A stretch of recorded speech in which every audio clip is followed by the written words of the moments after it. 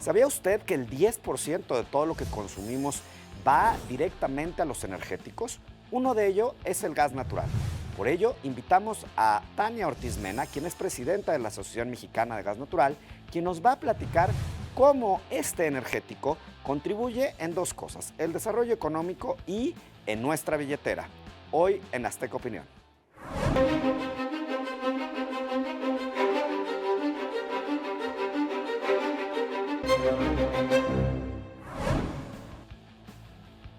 Uno de los temas claves para el desarrollo económico de cualquier país, y en este momento en especial para México, es la energía.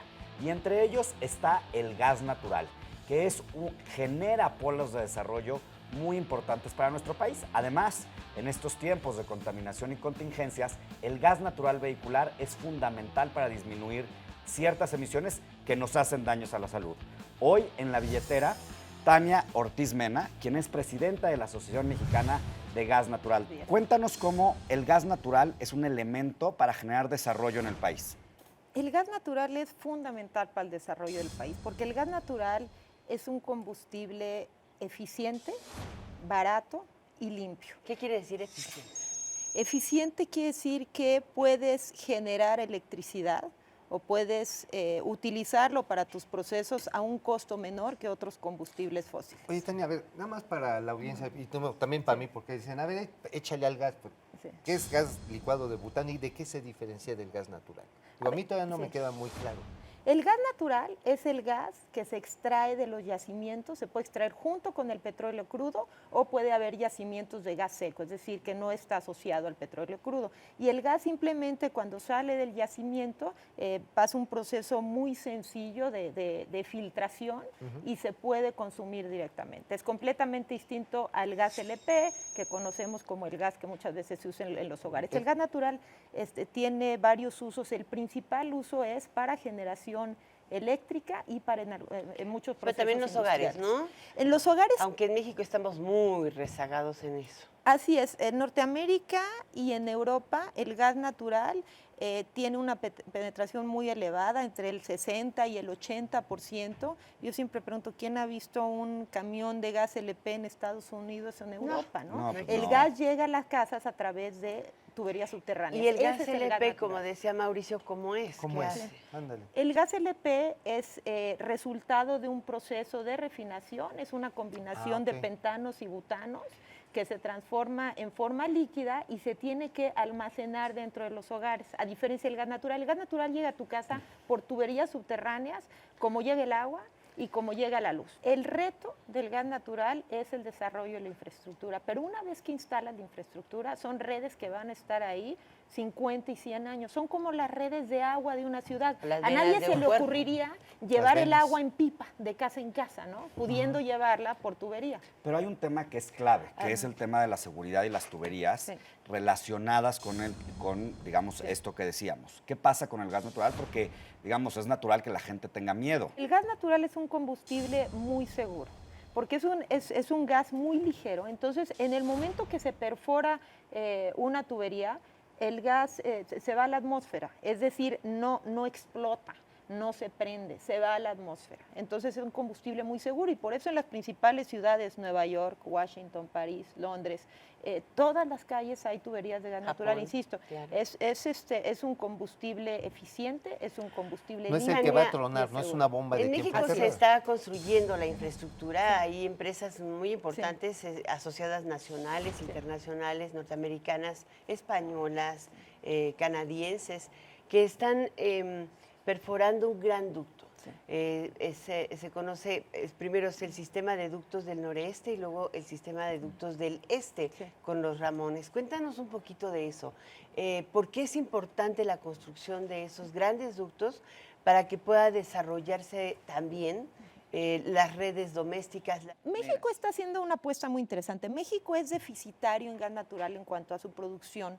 Entonces, la apuesta de México es construir gasoductos para traer gas de la frontera norte al centro y sur del país para gasificar el país. Entonces, esa es la red, lo que llamamos la red de transporte, que son porque además los precios, ¿por qué no nos cuentan los precios? El precio del gas natural, afortunadamente para México, se ha mantenido $4, ¿no? Muy bajo, debajo de $4. Yo recuerdo que hace y hemos aprovechado esa circunstancia en México? Sin duda, porque estamos construyendo esta gran red de gasoductos que nos permite tener acceso al gas de Norteamérica. Ahora, ¿qué falta?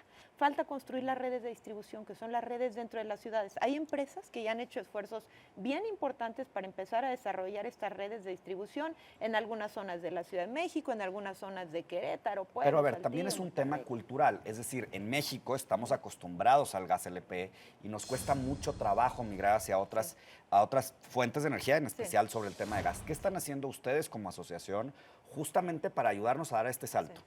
Así es. Yo creo que una de las funciones más importantes de la asociación es comunicar, hablar del gas natural. La primera pregunta que me hacía Mauricio, ¿qué es el gas natural? Sí, ¿no? ¿cuál ¿De es qué la están diferencia? hablando? ¿Por qué están abriendo mi calle? ¿Cuánto me va a costar? Entonces, la labor de comunicación y educación se tiene que hacer en cada una de las ciudades donde estamos, ¿no? Y En lo la estamos empresa en que haciendo. tú trabajas en Chihuahua ya tienen una muy buena red de gas natural y la gente ya se acostumbró.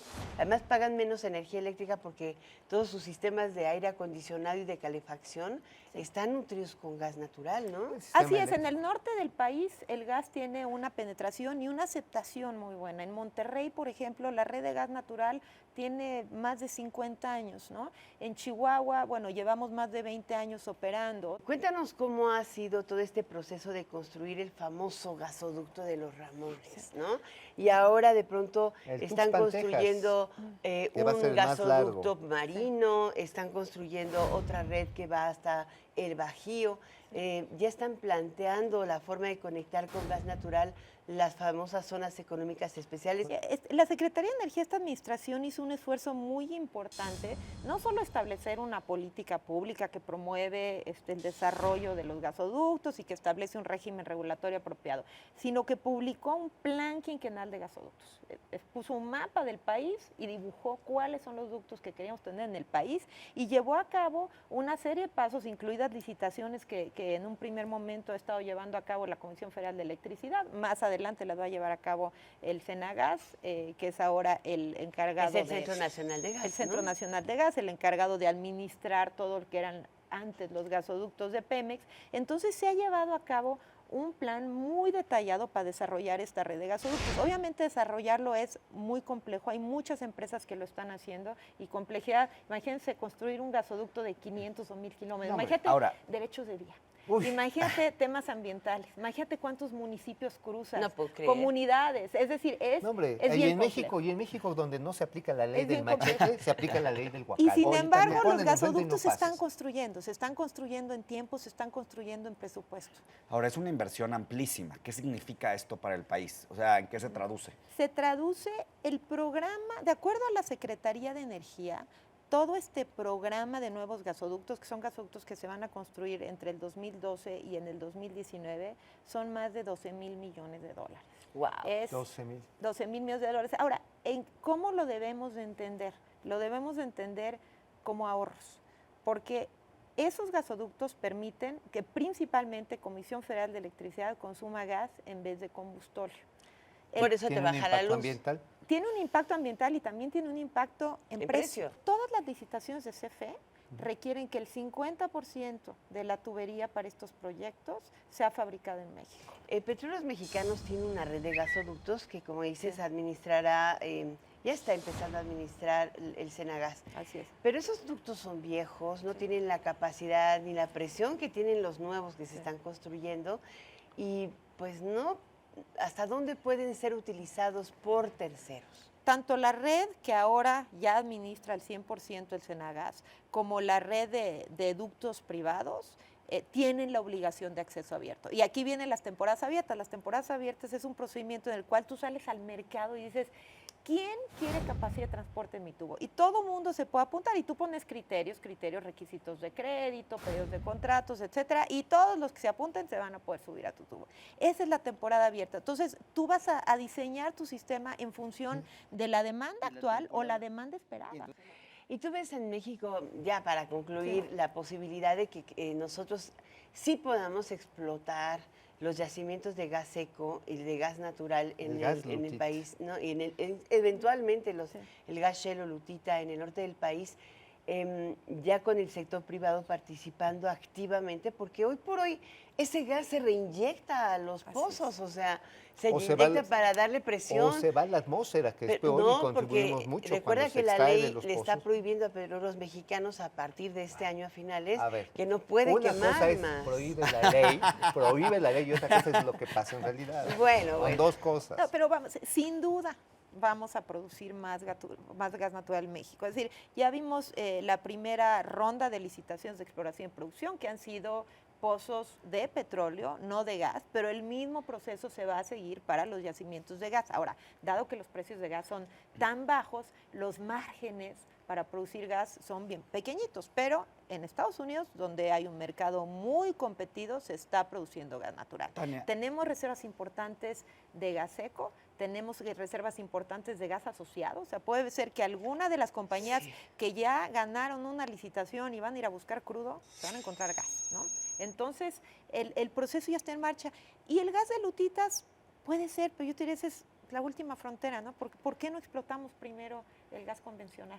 Tania, el gas natural tiene muchos espectros, ¿no? Uno de ellos es pues, el transporte, pero también el disminuir emisiones en términos de la contaminación. En corto, ¿qué está pasando con el gas natural vehicular en México, sobre todo en estos momentos de contingencia? Sobre todo en la megalópolis, ¿no? Porque creo que en el país tenemos bien Oye, yo creo que poquitas estamos de gas. automóviles. ¿Cómo dijiste? Gasoestacioneras. Esas, Solamente alrededor de 6,000 vehículos utilizan gas natural vehicular, comparativamente 6,000. con 6,000. En Argentina hay casi 2 millones de vehículos O sea, que lo o sea, hacen. nada. Así es. Nada, Así es. nada. Argentina y Brasil llegan casi a los 2 millones de vehículos. Por ejemplo, Colombia y Perú están alrededor de 500,000, Bolivia 500,000. ¿Y aquí nosotros 6,000? tenemos ¿Qué 6,000. pasa en 6,000 México? vehículos, ¿no? Hay muchas empresas que están ya en México tratando de desarrollar el gas natural vehicular. Obviamente, para que haya gas natural vehicular necesitas estaciones de gas natural vehicular, claro. y para desarrollarlas necesitas una masa crítica La- de y demanda. la Esos red. motores Entonces, que estén dispuestos a. Sí, los esfuerzos van para adelante. Obviamente pasa por tener redes de distribución en las ciudades. Las Y estaciones el derecho de paso en las ciudades es peor, porque Así es. imagínate, en el Distrito Federal, Aquí el está derecho una- de paso lo tienes que convenir aquí- con cada delegado. No, deja delegado. Es una Aquí pesadilla. Cualquier viejita se te pone con un machete y una cazuela y no te Y deja no pasar pasas. en zonas residenciales. ¿eh?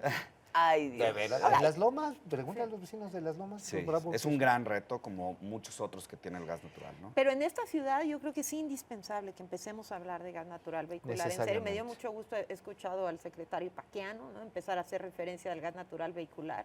Entonces, yo creo que México se tiene que mover por esa vía, sin duda. Pues bueno, con eso nos Definitivamente. quedamos. México se tiene que mover. con por- gas natural. Y por eficiencia, precio Sí. y capacidad. Y limpieza. gracias. y limpieza, Claro. Mucho más limpio. Tania, muchísimas gracias por estar con nosotros. Tania Ortiz Mena, ella es la presidenta de la Asociación Mexicana de Gas Natural. Gracias. Muchísimas gracias, Alicia, Oscar Mauricio.